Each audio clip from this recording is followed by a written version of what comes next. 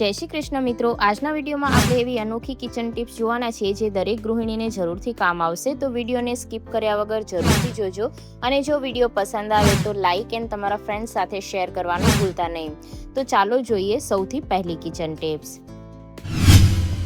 જ્યારે આપણે તરબૂચ માર્કેટમાંથી ખરીદીને લાવીએ ત્યારે તરબૂચ ખૂબ જ મોટું હોય છે, જેના કારણે આપણે અડધું કટ કરી અને અડધું આપણે એને ફ્રીજમાં મૂકી દેતા હોઈએ છીએ। પરંતુ જ્યારે અડધું આપણે ફ્રીજની અંદર મૂકીએ ત્યારે શું થાય કે ઉપરથી તરબૂચ સુકાઈ જતું હોય છે અને એમાં પહેલાં જેવી મીઠાશ નથી રહેતી। તો એને સરખી રીતે રાખવા માટે શું કરવાનું છે કે સૌથી પહેલાં આપણે તરબૂચના આ રીતના પીસ કરી લેવાના છે, એટલે કે તરબૂચને આપણે આ રીતના કટ કરી લઈશું। તો અહીંયા મેં તરબૂચને કટ કરી લીધું છે। ત્યારબાદ શું કરવાનું છે કે આપણે એક ઝીપલોક બેગ લઈ લેવાની છે આ રીતની, અને એની અંદર જેટલા પણ તરબૂચના પીસ છે એને આપણે આમાં મૂકી દેવાના છે। આના લીધે શું થાય કે જે ઝીપલોક બેગના લીધે જે એનું મોઇશ્ચર હોય છે, જે એની અંદર પાણી રહેલું હોય છે તરબૂચની અંદર, એ બિલકુલ પણ સુકાતું નથી અને તરબૂચ એકદમ ફ્રેશ રહે છે। આને તમે ફ્રીઝરની અંદર પણ મૂકી શકો છો અથવા તો તમે ફ્રીજની અંદર પણ મૂકી શકો છો। તો ચાલો ત્યારબાદ જોઈએ નેક્સ્ટ આઈડિયા। મોરપંખ આપણા ઘરમાં રાખવું એ ખૂબ જ શુભ માનવામાં આવે છે। આપણે એને દિવાલ પર ઘણી વખત રાખતા હોઈએ છીએ, ઘણી વખત મંદિરમાં રાખતા હોઈએ છીએ, પરંતુ જો તમારે દિવાલ ઉપર એને લગાવવું હોય તો કઈ રીતના લગાવવું, તો એના માટે તમારે એક બોલપેનના ઢાંકણ લઈ લેવાનું છે। કોઈ પણ તમારી પાસે જૂની બોલપેન હોય એનું ઢાંકણ લઈ અને એની પાછળ આ રીતના ડબલ સાઇડેડ ટેપ લગાવી દેવાની છે। અને ત્યારબાદ શું કરવાનું છે કે જે ઉપરનું સ્ટીકર છે એને આપણે કાઢી લઈશું। હવે આને તમે મંદિરની અંદર પણ સ્ટીક કરી શકો છો અથવા તો તમે દિવાલની અંદર પણ સ્ટીક કરી શકો છો। તો જો આ રીતના આપણે બોલપેનના ઢાંકણને દિવાલની ઉપર લગાવી દીધું છે અને ત્યારબાદ આની અંદર તમારે મોરપંખને રાખી દેવાનું છે। આ રીતના તમે આસાનીથી દિવાલ ઉપર પણ મોરપંખને રાખી શકો છો। દેખાવમાં ખૂબ જ સરસ લાગે છે। તમે મોરપંખને દિવાલ ઉપર લગાવો છો કે મંદિરમાં એ મને કોમેન્ટ કરીને જરૂરથી જણાવજો। તો જો અહીંયા દિવાલ પર કેટલું સરસ લાગી રહ્યું છે। ત્યારબાદ જોઈએ નેક્સ્ટ આઈડિયા। આ રીતની જે સિલાઈ માટેની ટેપ હોય એનો આપણે યુઝ કરતા હોઈએ છીએ ઘરમાં, પરંતુ ઘણી વખત કેવું થાય કે એને આપણે ગમે તેટલી રીતે ફોલ્ડ કરીને મૂકીએ પરંતુ એ વિખાઈ જ જતી હોય છે, જેના કારણે જે ટેપ છે એ ઘણી વખત તૂટી પણ જતી હોય છે। તો જો એને સરખી રીતે રાખવા માટે શું કરવાનું છે કે સૌથી પહેલાં આપણે એને આ રીતના ફોલ્ડ કરવાની છે। તો જે ઉપરનો ભાગ આપવામાં આવેલો હોય છે ત્યાંથી આપણે એને આ રીતના ફોલ્ડ કરતા જઈશું અને ત્યારબાદ જે નીચેનો પાર્ટ છે ત્યાંથી આપણે શું કરવાનું છે કે એની અંદર એક કાણું આપવામાં આવેલું હોય છે, તમે અહીંયા જોઈ શકતા હશો। તો એના માટે આપણે અહીંયા એક રબર લઈ લેવાનું છે। તો જે કાચું રબર આવે એકદમ પતલું, એ રબરનો આપણે ઉપયોગ કરવાનો છે અને આની અંદરથી આપણે આ રબરને પસાર કરી દેવાનું છે અને એક ગાંઠ લગાવી દેવાની છે, જેથી રબર છે આની અંદરથી ખુલશે નહીં। તો જુઓ આ રીતના આપણે છે ને ગાંઠ લગાવી દીધી છે। ત્યારબાદ આપણે આ જે રબર છે એનો એક ભાગ છે એને આપણે આ રીતના માપપટ્ટીની અંદરથી પસાર કરી દેવાનો છે, અહીંયા તમે જોઈ શકતા હશો।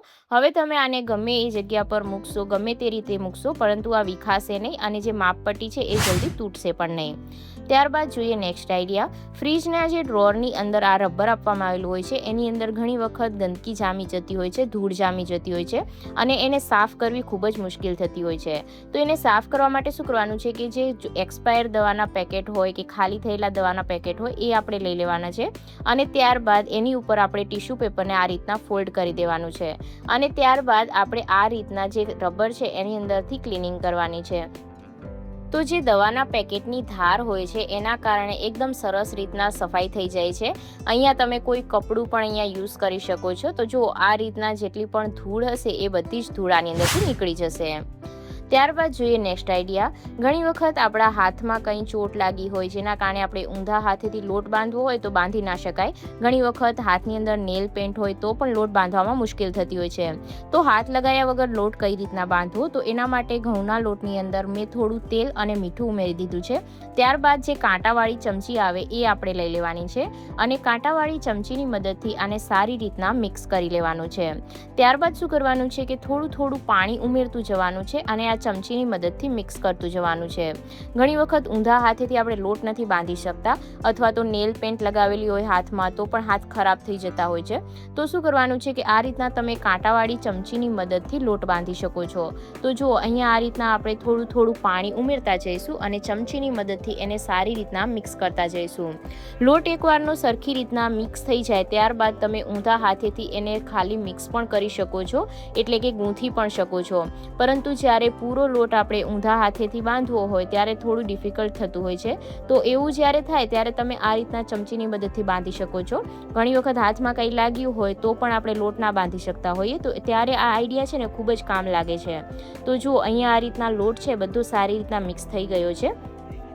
ત્યારબાદ શું કરવાનું છે કે આપણે હાથની મદદથી બધા જ લોટને એક સરખો કરી લેવાનો છે. એક વખત તમે આ રીતના લોટ બાંધીને જોજો. લોટ છે ને એકદમ સોફ્ટ એવો બંધાય છે અને રોટલી પણ ખૂબ જ સરસ એવી બને છે. એવું નથી કે આપણે ચમચીથી લોટ બાંધ્યો છે એના કારણે લોટ બરાબર મિક્સ નથી થયો અને લોટ બરાબર બંધાતો નથી, પરંતુ આ રીતના લોટ છે ને એકદમ સોફ્ટ બંધાય છે. તમે અહીંયા જોઈ શકતા હશો કે લોટ એકદમ સારી રીતના મિક્સ થઈ ગયો છે. ત્યારબાદ આપણે ઉપર થોડું તેલ ઉમેરી અને લોટને સારી રીતના મસળી લેવાનો છે. અને આ રીતના લોટ બાંધી અને તમે એક વખત રોટલી બનાવીને જોજો. રોટલી એકદમ સોફ્ટ એવી બનશે. તો જુઓ, જ્યારે પણ એવું થાય કે તમારા હાથમાં કંઈ લાગ્યું હોય અથવા તો હાથમાં નેલ પેન્ટ હોય અથવા તો કોઈ બીજા કારણસર જો તમે હાથથી લોટ બાંધવા ના માંગતા હોય તો તમે આ રીતના ચમચીની મદદથી બાંધી શકો છો. તો જુઓ, અહીંયા આ રીતના લોટ છે એકદમ સરસ રીતના બંધાઈ ગયો છે. જો મિત્રો આજનો તમને વિડીયો પસંદ આવ્યો હોય તો ચેનલને જરૂરથી સબસ્ક્રાઈબ કરજો યુઝફુલ વિડીયો જોવા માટે.